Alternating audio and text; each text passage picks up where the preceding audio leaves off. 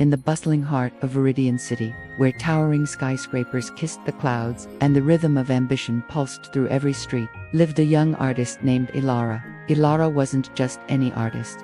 She was a sculptor, her hands yearning to bring forth beauty from inert clay and stone. Her small studio, nestled on a quiet street, was a sanctuary filled with the earthy scent of minerals and the quiet hum of her dreams. Elara possessed a keen eye and an unwavering dedication. She spent countless hours studying the works of the city's renowned sculptors, particularly Master Kale, whose intricate marble figures seemed to breathe with life. Kale's gallery was a constant source of both inspiration and quiet despair for Elara. Each time she visited, admiring the flawless musculature and flowing drapery of his creations, a whisper of doubt would creep into her mind. "I'll never be as good as he is," she'd think, her own sculptures suddenly seeming crude and unrefined in comparison. One brisk autumn morning, after yet another visit to Kale's gallery, Elara returned to her studio with a heavy heart. She picked up a lump of clay, her fingers restless, but her mind clouded with images of Kale's perfect forms. She tried to replicate a pose she'd seen in one of his pieces, but her attempts felt forced, lacking the inherent grace of the original. Frustration bubbled within her, and with a sigh, she slumped onto her stool, staring at the half-formed figure. A soft knock interrupted her thoughts. It was an elderly woman, her face a tapestry of gentle wrinkles, who often passed by Elara's studio. "Good morning, dear," the woman said, her voice raspy but kind. "May I come in for a moment? I always enjoy seeing your work." Elara, though disheartened, couldn't refuse the woman's warm smile. "Of course, Mrs. Anya," she replied, gesturing to a comfortable chair. Mrs. Anya looked around the studio, her eyes lingering on various unfinished pieces. "You have such a vibrant imagination, Elara," she observed, her gaze finally resting on the struggling sculpture. "But this one, it feels constrained." Elara's cheeks flushed. "I was trying to emulate Master Kale's style," she admitted, her voice barely a whisper. "But it's just not working." Mrs. Anya chuckled softly. "Ah, Master Kale. He is indeed a master, isn't he? But tell me, Elara, have you ever noticed the ancient oak tree in the city park? Its branches twist and turn in such peculiar ways, yet it stands magnificent and unique.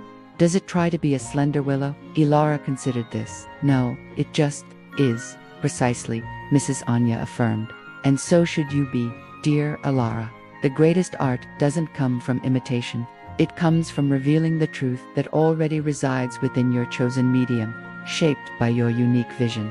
Later that afternoon, Elara pondered Mrs. Anya's words. She looked at the lump of clay differently now. Instead of trying to force it into a preconceived form, she began to feel its texture, its weight, allowing her hands to respond to its natural resistance and pliability. She didn't consciously try to create anything specific, but rather let her instincts guide her. Days turned into weeks. Elara stopped visiting Kale's gallery, choosing instead to explore the hidden corners of Veridian City. Observing the everyday beauty often overlooked, she sketched the hurried expressions of commuters, the delicate curve of a forgotten leaf, the dynamic interplay of light and shadow on a forgotten alley wall. Her studio, once a place of self-doubt, became an experimental haven. She tried new materials, combined unexpected textures, and infused her sculptures with the raw, emotional energy she found in the world around her. Her figures began to change. They were not flawless like Kale's, but they possessed a vibrant, almost rustic charm. They depicted not idealized forms, but the struggles and triumphs of ordinary life. A child reaching for a bird, an old man lost in thought, a woman's determined stride. Each piece told a story, infused with the depth of feeling that was uniquely One evening, Master Kale himself, a man rarely seen outside his pristine gallery, found himself strolling past Elara's studio. A flickering light from within caught his eye. He paused, looking through the large window, and saw Elara absorbed in her work. He saw the new sculptures, bold and unconventional, yet undeniably powerful. A small smile touched his lips. The following week, an anonymous invitation arrived at Elara's studio, requesting her presence at a prestigious citywide art exhibition. To her astonishment, her most recent piece, a dynamic sculpture of intertwined roots and emerging branches, symbolizing resilience and growth, had been selected. At the exhibition, surrounded by the city's artistic elite, Elara felt a nervousness she hadn't experienced since her early days, but when she saw her sculpture bathed in the exhibition lights, standing proudly amidst other established works, she felt a surge of quiet pride.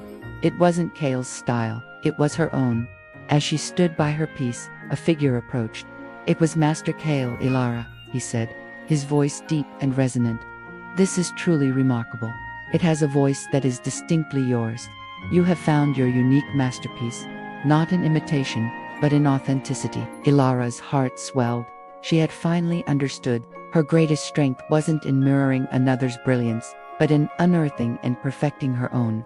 We live in a world that often encourages us to compare ourselves to others, to chase standards of success that may not truly belong to us. We see the brilliance of those around us, their achievements, their talents, their seemingly effortless grace, and sometimes we fall into the trap of believing our own light is somehow dimmer, our path less significant. But the truth is, just like Elara, each of us holds a unique masterpiece within. We are not meant to be copies or echoes of someone else's journey. Our strengths, our passions, our very essence are distinct, waiting to be discovered and honed. When we try to imitate, we only create a shadow. But when we dare to look inward, to embrace our authentic selves, we create something truly original and powerful. Your journey is not about mirroring another's glow, but about igniting your own. It's about recognizing that your unique perspective, your particular blend of skills, and your deepest passions are not flaws to be corrected, but gifts to be cultivated. Stop striving to be someone else's masterpiece and start sculpting your own. What unique gifts do you possess that you might be overlooking? What authentic expression is waiting to be brought forth from within you? Type "my masterpiece" in the comments if this story resonated with you, and share it with someone who needs to hear this message. Embrace your uniqueness, for therein lies your greatest power.